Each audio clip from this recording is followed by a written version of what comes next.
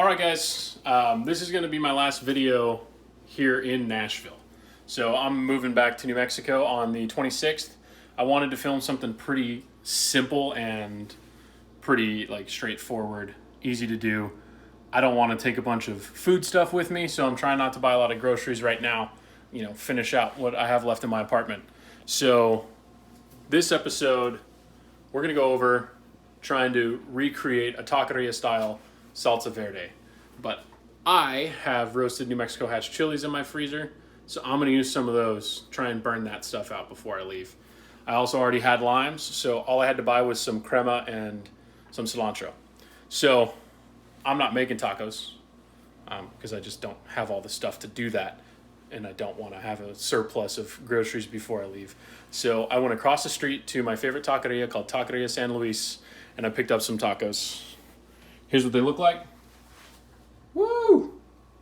So in the middle, right here, we have the buche, which is pork stomach, which has turned out to be something I actually really love. We have some al pastor, and then over here, some barbacoa. So let's get into reverse engineering this taqueria style salsa verde. It's like my favorite sauce in the entire world to go on tacos.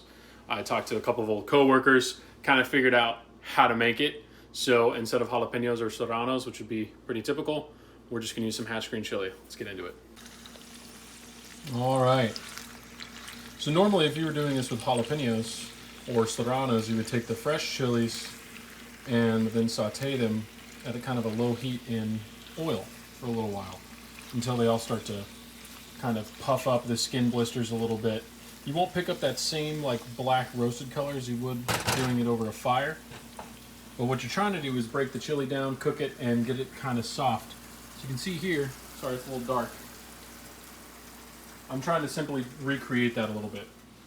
So, I just want to make sure that all this stuff is fairly hot, going into the blender. I don't want it crazy, ridiculously hot. But when we add the lime juice, the cilantro, and the crema, everything, it's going to cool down. And it'll be a little bit easier to get everything to spin together if it's not cold. Trying to spin cold oil, cold sour cream, it's just going to kind of gum up and be a mess on your blender. Also, a more powerful blender obviously will help. So once this is all cooked up, we're going to start throwing things in the blender. And then from there, it's pretty much just blitzing it all up. And we'll see how ours stacks up against the verde sauce that I got from Taqueria San Luis. All right, so we've got our blender.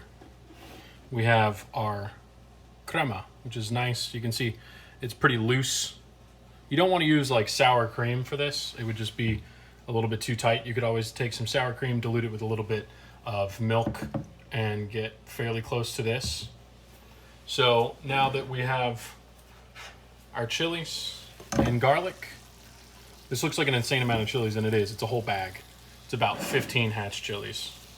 But I'm just going to process all of it, and I will essentially be putting salsa verde on everything I eat for the next week. Once we have that in there, we're going to add cilantro.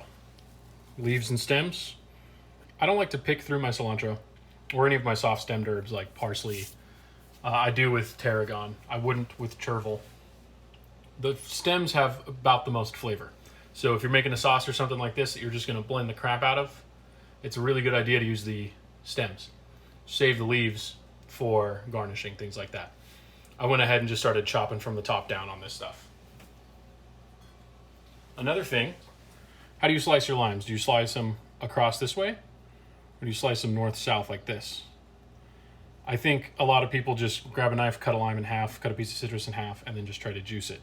This, cutting it along the hemisphere, it's the easiest way to remember it, I think is really difficult.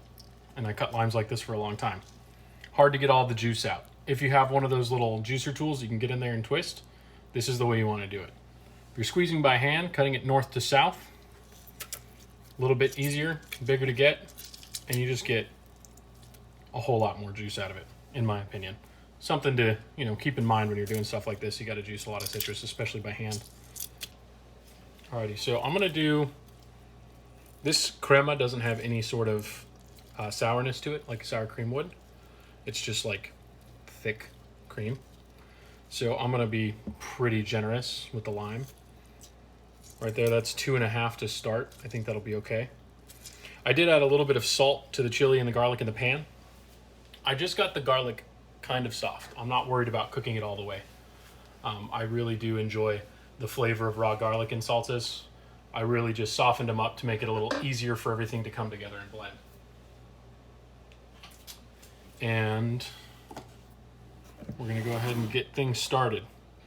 I don't have any kind of decent equipment, so the camera is pretty close to what you guys are seeing. I'm gonna go ahead and blend this and start adding in some crema, and we'll cut back to this. It's just a little bit hard for me to finagle everything at once. That's after just, maybe 10 seconds on a high blend. It all looks like it's coming together really well. So this is what we have so far with no crema added. This is the sauce from Taqueria San Luis. That's what I'm going for. Stuff's like liquid gold. So we're just gonna kind of start titrating the salt, adding some crema, continuing to blend until we get to something that vaguely resembles that. Go ahead and give that a nice dab. These chilies are screaming hot. I think they're easily on par with Serranos. So having some of that cooking oil, cilantro, lime juice, crema, diluting it down a little bit is going to be good because I want it to be delicious and palatable. I really like spicy food, but I don't want it to blow my head off.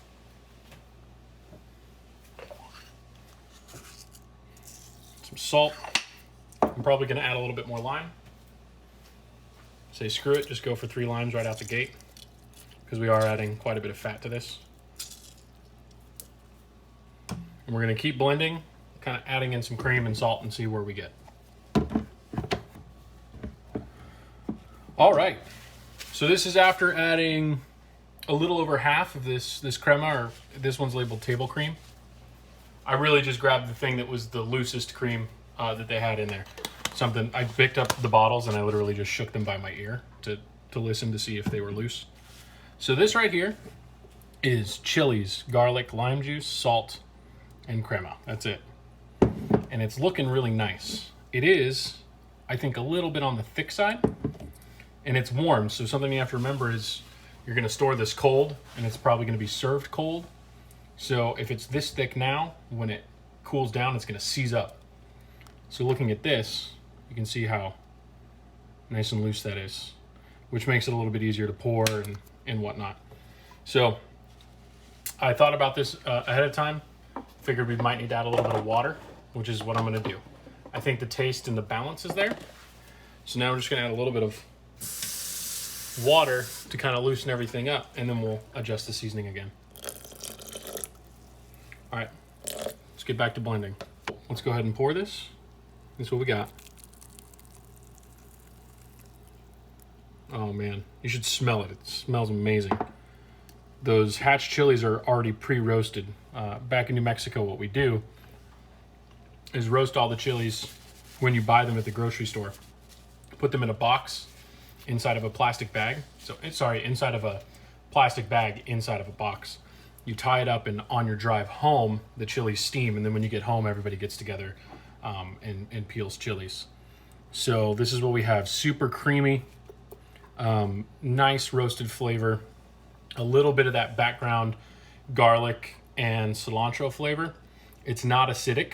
It's just opened up a little bit from that lime juice. That's our version. This is the Taqueria version. Ours is a little bit more green, but you know what? I'll take it. Both delicious.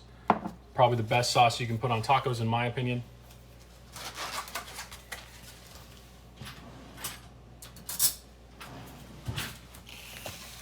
And here we go. Take some of this. We've got our grilled onions, Salsa Verde. Doesn't get much better than that. So there you have it, guys. That is my attempt at a taqueria style Salsa Verde. It's super delicious. It's super simple. You can find those ingredients anywhere. If you can't find the crema or the Mexican style table cream, then just get some milk, get some sour cream, make your own just loosen it up a little bit, and it's going to work perfect, especially with that acidity from the sour cream.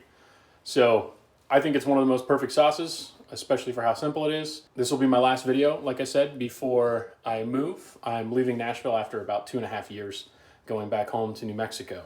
So the next episode will be from my parents' house in Taos. I'm excited to get back to the desert, excited to get back to the food, excited to get back to my family there. So moving forward, we'll see what happens. I'm going to be moving around a little bit, but once this whole COVID thing is sorted out, which hopefully looks like fairly soon, I'll be looking for jobs, and we'll try to stay on track with this as much as possible if you guys are interested, if you guys like the videos. So if you want some more cooking content, you can check me out on Instagram at Dalty Cooks, just like the name of this channel. And until next time, guys, keep cooking, stay up. We'll see you in the next video.